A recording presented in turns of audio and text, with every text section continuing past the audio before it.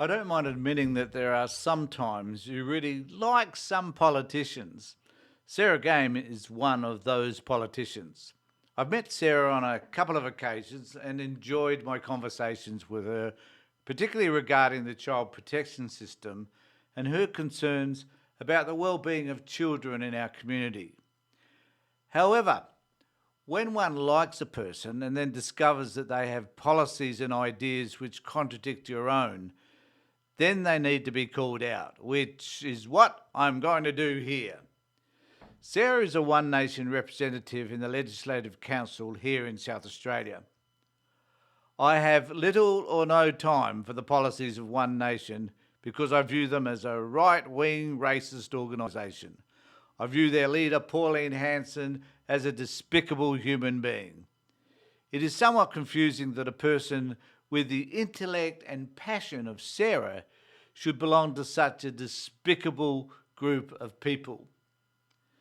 Sarah is putting before the Legislative Council a bill which is designed to repeal South Australia's version of Indigenous people having a voice to Parliament. We need to keep in mind that this was legislation passed by both houses of Parliament with a plan for it to be implemented next year. It was agreed to before the voice referendum. What is most disappointing about Sarah's presentation is that she lacks conviction. Thank you, Mr President. I'm introducing my First Nations Voice Repeal Bill because I believe in needs-based support and laws that do not create division within our society. And a true understanding of what Indigenous people require for their needs to be met. She drags out this old trope about Indigenous people having representation in Parliament because federally they have about 11 members. Mr President, Aboriginal and Torres Strait Islanders already have a voice, with 11 federal Indigenous parliamentarians and 26 Australia-wide. There was a failure among the right wing to understand what the voice was really about. It was never about having a certain number of representatives in Parliament. It was about a cross-section of Indigenous people being represented by their communities so that they can address the issues that impact those communities.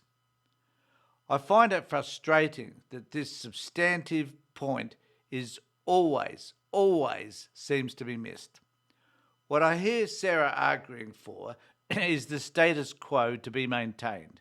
She argues that she wants a needs-based support program without any direct consultation with the people whom the program is designed to help.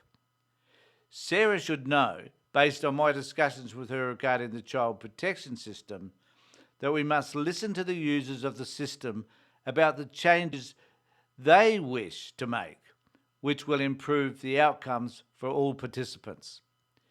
She seems to accept that when it comes to the child protection system, but fails to understand that the same principle applies to Indigenous issues. One can only conclude that her rationale is race-based. She argues that she finds it difficult to understand why anybody would treat someone differently based on their ancestry. That's like asking why someone would treat someone differently because they were poor or uneducated or had a disability or had a mental health problem.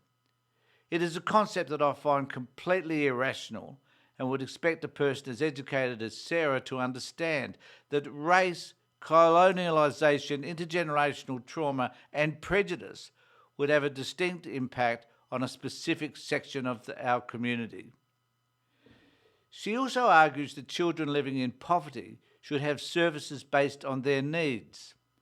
Isn't this the problem? It astounds me that people like Sarah and others on the right failed to understand that the plethora of services has not decreased the gap that is between Indigenous people and non-Indigenous people. The ignorance on this matter is astounding. What we are seeing here is the refusal to step away from One Nation's racist policies, but to openly attempt the destruction of a policy that is going to benefit all First Nations people. The ignorance expressed by someone like Sarah is astounding and needs to be called out for what it is. An attempt to undermine what First Nations people are seeking, keeping in mind that 80% of Aboriginal and Torres Strait Islanders voted in favour of the referendum. It is shameful that she didn't mention that particular figure. Thanks for watching, and if you have any thoughts, please make a comment below, and remember to subscribe to my channel. Take care, look after yourselves, and more importantly, be safe.